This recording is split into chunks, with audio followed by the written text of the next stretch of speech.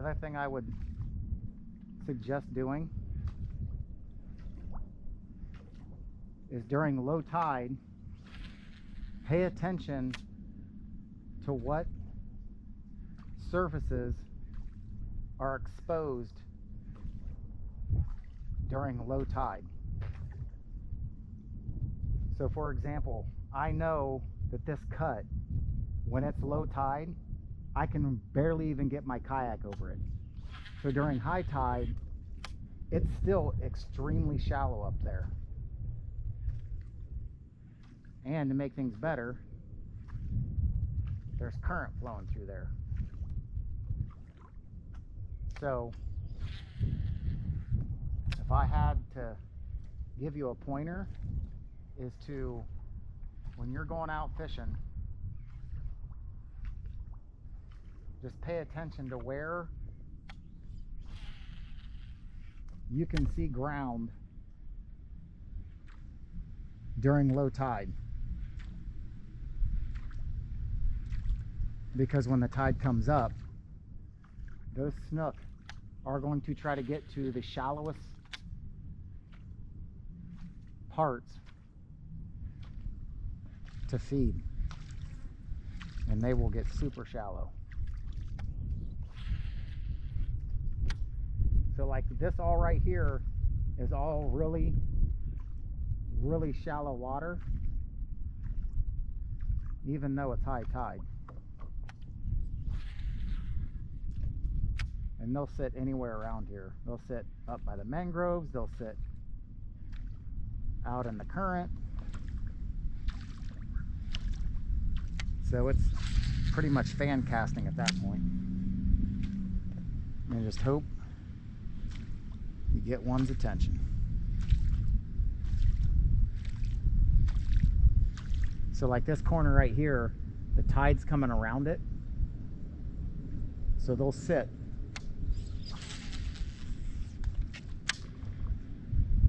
See how my bait didn't move at all? Because I missed the tide.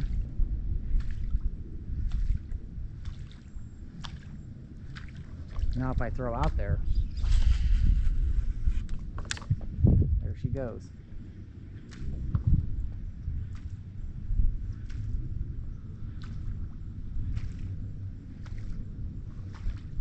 Man, that tide is humming through there.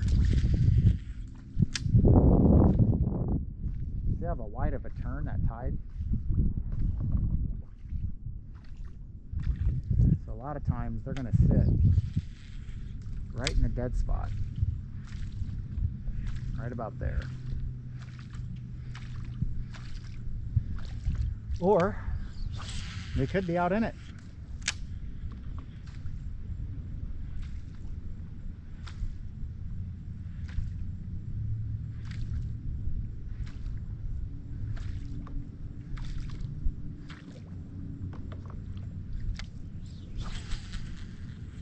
I always look for the dead spots.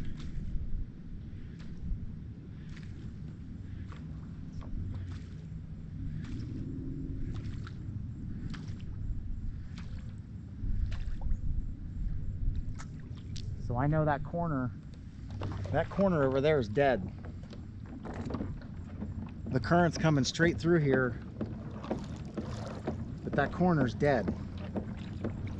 So I'm going to try to position myself to get out of the current.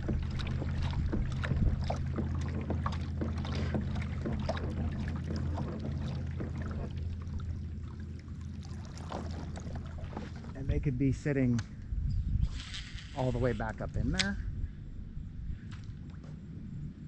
And then I try to come out.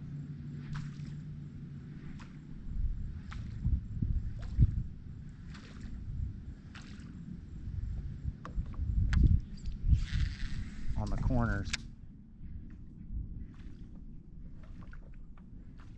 Try to stay out of the current, but it's hard. And if that don't work, then you just try to see if they're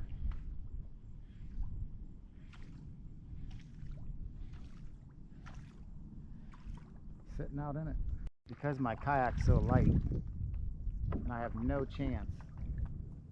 Without a trolling motor,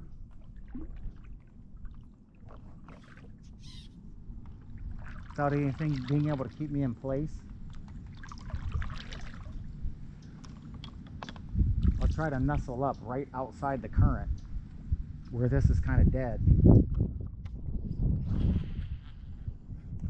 and cast up in there until the current catches me and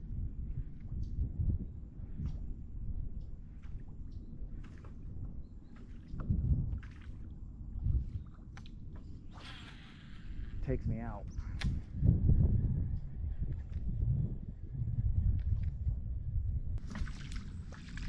You're gonna have to forgive me too.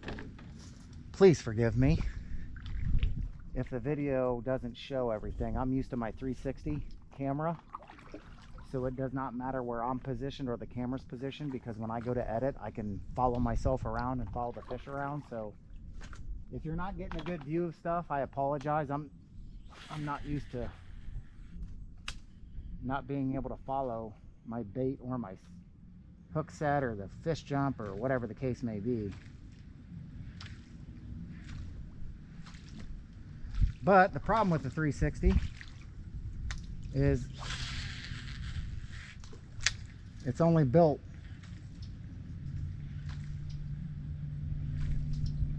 for your phone,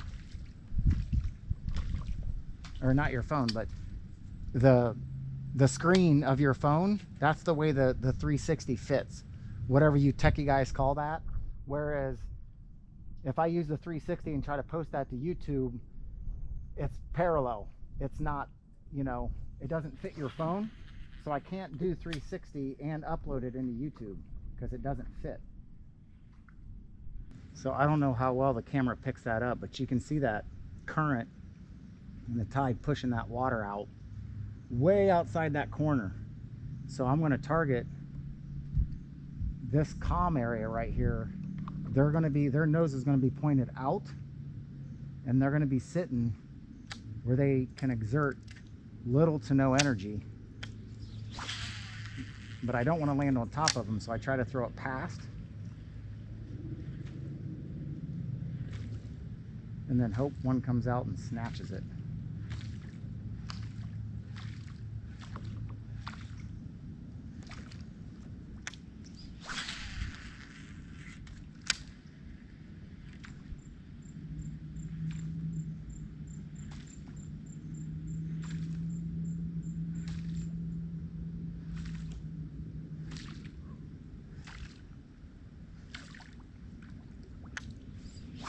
And then if that doesn't work,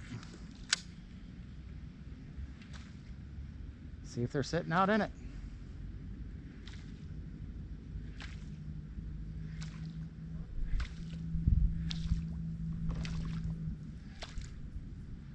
I will say I'm not a huge current guy, just because I can't. The only time I can really fish the current is when I can find a spot like this where my kayak stays out of it and I can throw out in it while at the same time being in a good position. Because it's all about, it makes no sense to me at least to fish something that if you're in bad position you get a big snook on. If you can't land it, then why do it? I mean, there's a lot of times where I want to fish current, but there's no place for me, even if there's maybe like a little dead spot, that I can't fish it. Even if I got my kayak in the dead spot and I make casts, if I hook up to a big fish and I'm in a bad position, whether that's setting the hook or casting like that where you hit the mangroves behind you, then it defeats the purpose of, I'm not trying to hook a snook just to break off and keep a bait in her mouth. So I have to pick and choose the current that I fish because of my kayak. And having said that, what I've learned by doing so is I'm surprised. I was surprised, I'm not anymore. When I first started fishing for snook and I didn't have the ability to stay out in a little bit tougher current because of my kayak, and I started fishing areas that were, I call them dead areas, when the tide's moving and the current's pushing.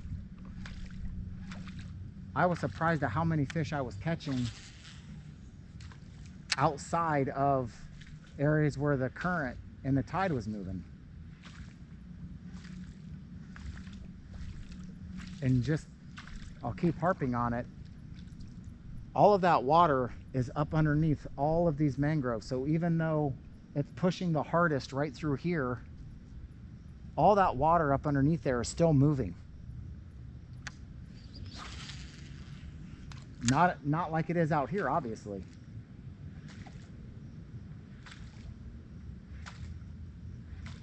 But they'll still sit in those areas trying to feed.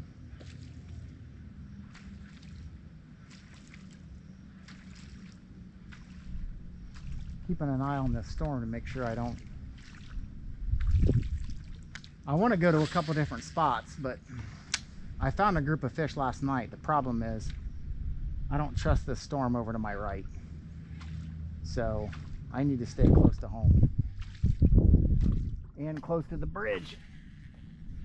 So if it does decide to change directions or get nasty, I'm close enough to at least protect myself.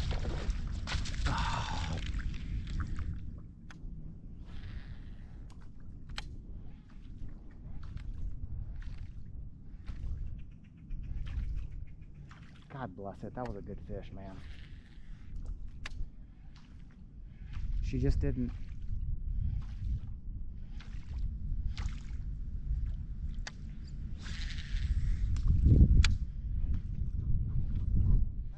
Man, that was a good fish. She just didn't. It was weird. She came up on it, and it's almost like.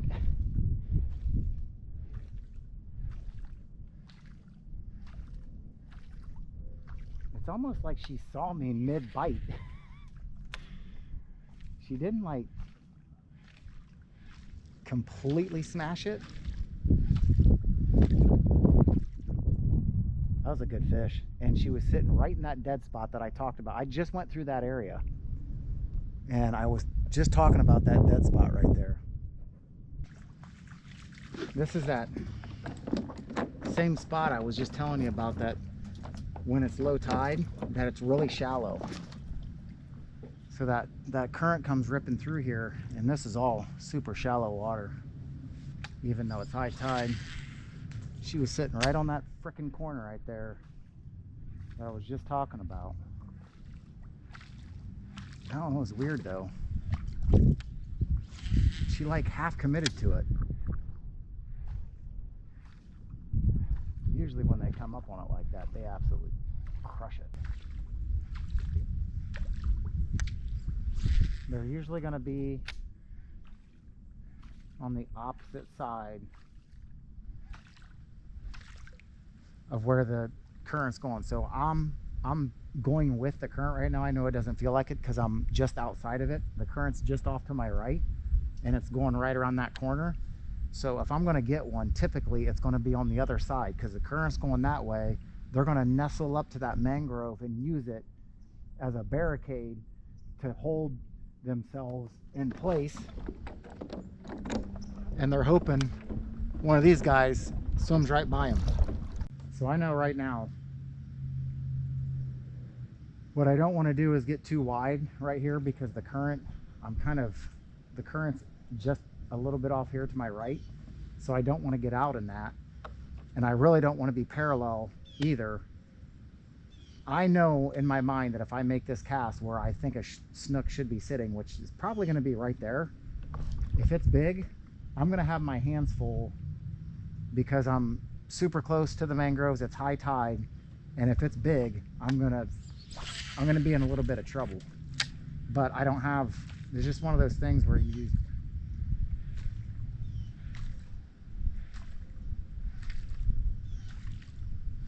you're kind of stuck.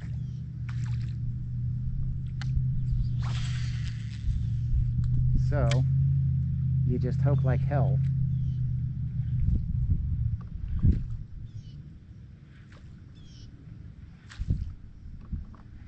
that if you get one on,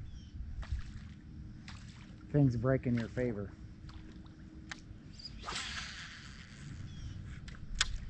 Now the closer I get,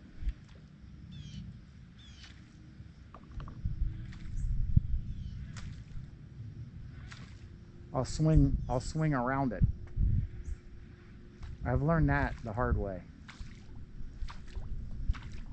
When I used to fish, I'd run parallel and then I'd go around the corner so I could make my next cast parallel, because this turns at almost in a 90.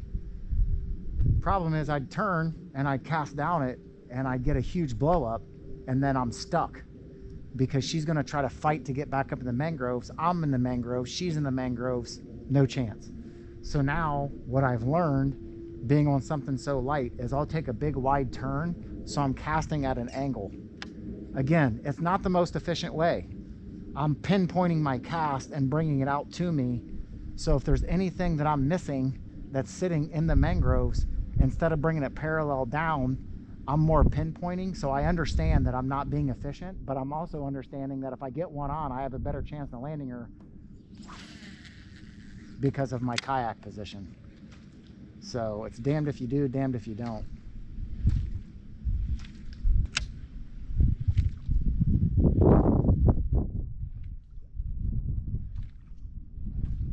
The other thing I found too, which I found to be interesting,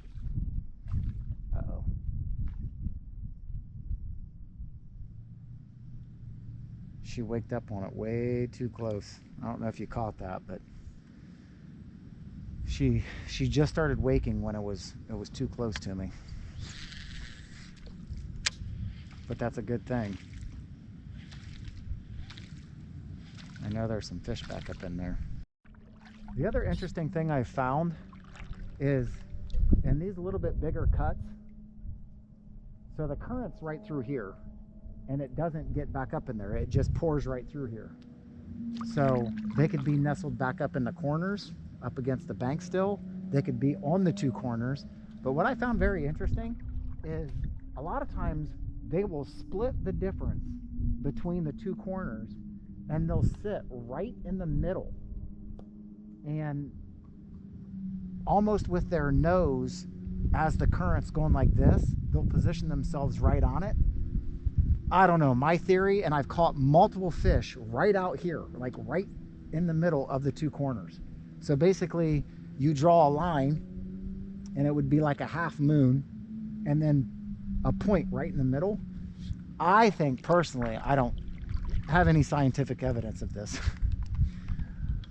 I think the reason they do that is because not only are they sitting on the edge of the current and they can get anything that comes by them, but if they sense anything that comes in around the corners and gets in behind them, they can turn around and now they have them pinned up in there. But I have caught several snook right in the middle. How awesome would it be if I caught one right now?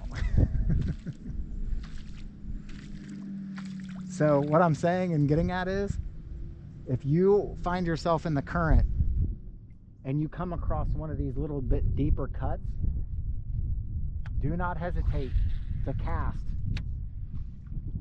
right in the middle. If you go look,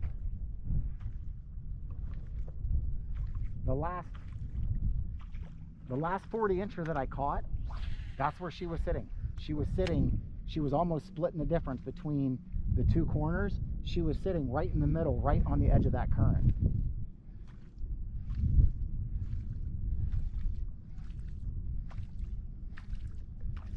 And if I don't get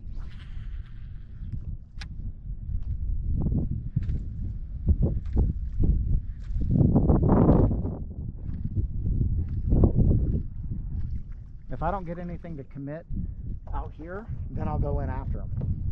So if they're not sitting out there, we'll see if they're back up in here.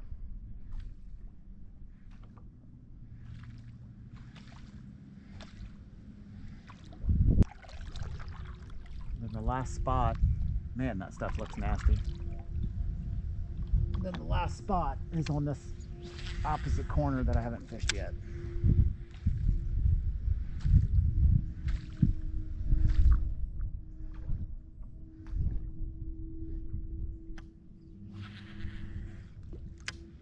I'll be honest, it's a relatively uneventful night, but most of the time I would not be fishing this area. Like I said, I was saying earlier, if it's high tide, I try to get to the areas that I know are super shallow and that I know that ground is showing on low tide. I try to go target those areas on high tide. This area is always usually underwater on low tide. So, and it's perfect for low tide. So I usually fish this area on low tide, and there's a bunch of other areas I fish on high tide. And I just don't want to get, this is too nasty. I just don't trust. It looks like it's going to stay that way, but the sun's about to go down. I got about 30 minutes to fish, and I just want to stay closer to home. So I just wanted to come out for a little bit, which I always do. Not to say you can't catch one around here. There's some absolute giants that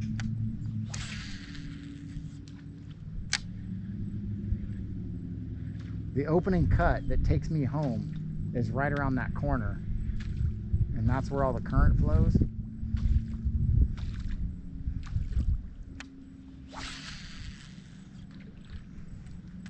So there's some big fish and that takes you out into the main Matlacha Pass. So there's some big fish that come back in here and feed. Like I said, I just personally on high tide, I like fishing super shallow water. I just feel like I have better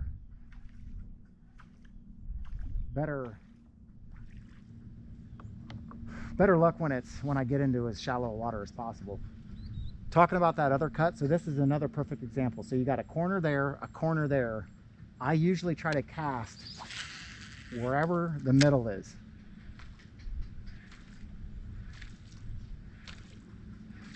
Before I make my way back up in there.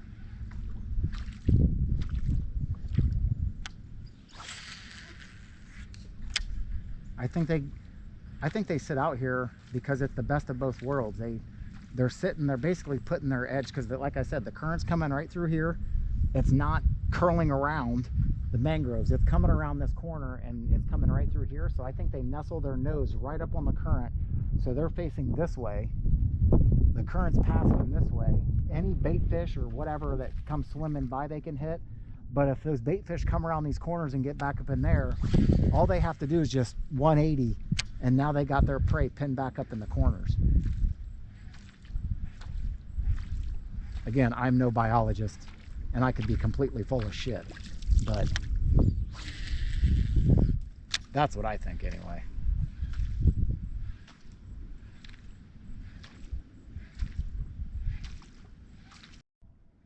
And then after I've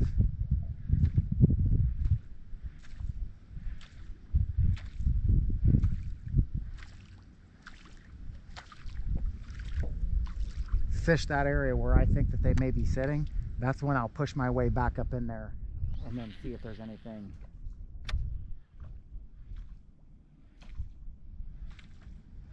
Sitting back up in the bank, up in the shallower part.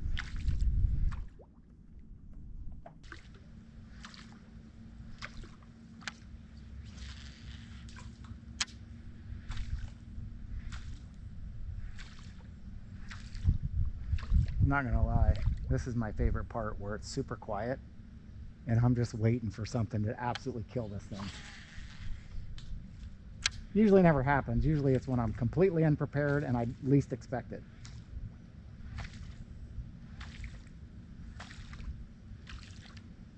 I don't know if you guys can see that storm over to my right, but it's nasty.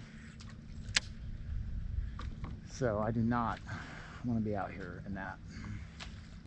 I don't know if you guys can see that on video, but if you see, there's just a bunch of ripples on the water. That's mullet. Another really key factor is if you are I will say this. Rarely do I cast without a purpose. There's a reason. I've had people ask me, they're like, why are you fishing out there? Or what made you fish out there? Or why'd you make that cast? It's either because, well, there's so many reasons, but it could be, it looks like I'm casting out in the middle of nowhere, but it's either shallow there's a flat, there could be grass, but also because if there's mullet. So if I see ripples on the water and I know there's mullet out there, cast there. I can assure you, whether you catch it or not, there's a snook around somewhere. If there is a group of mullet, they are there.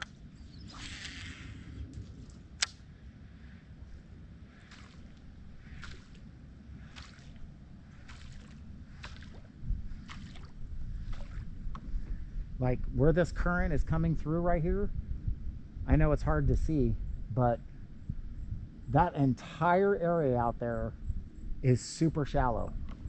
So not tonight because it's high tide, but low tide, I would go out there and just fan cast because they could be anywhere out there because that current flows through there and they get up there in those shallows and they feed. The sun's right in my grill.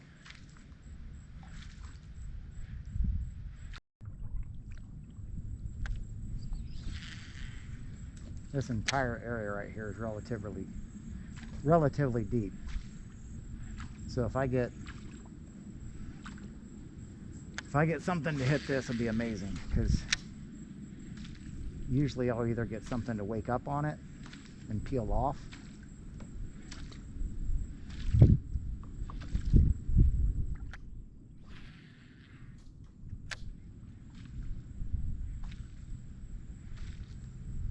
or I just won't get any bites at all. But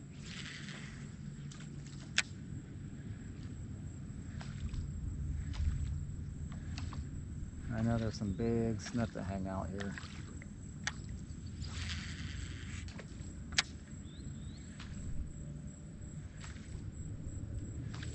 So let's see if we can get lucky.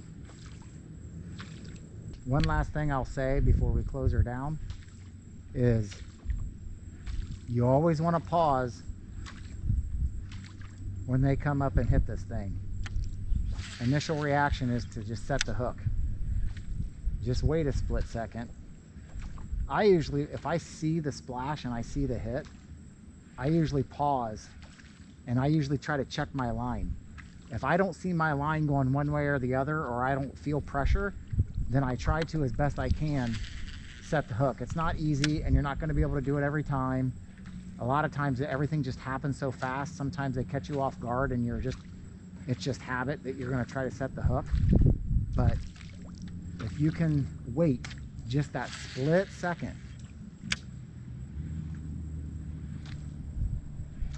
your landing ratio is going to go way up. So you hear the splash, pause, then set the hook. They're not going to let go, trust me. Once they come up and smash that thing, it's in their mouth. They got it.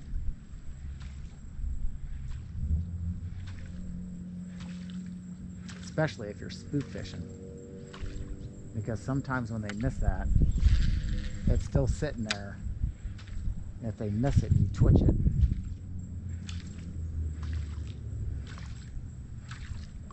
They'll turn right back around on it.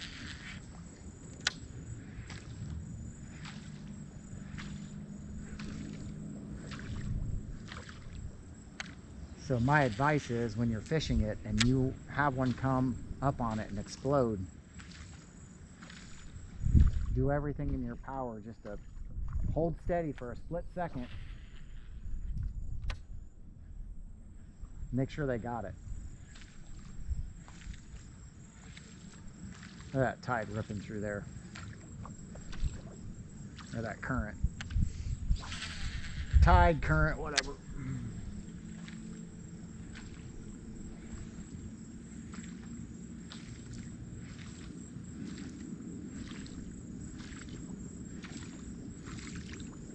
No seams are out.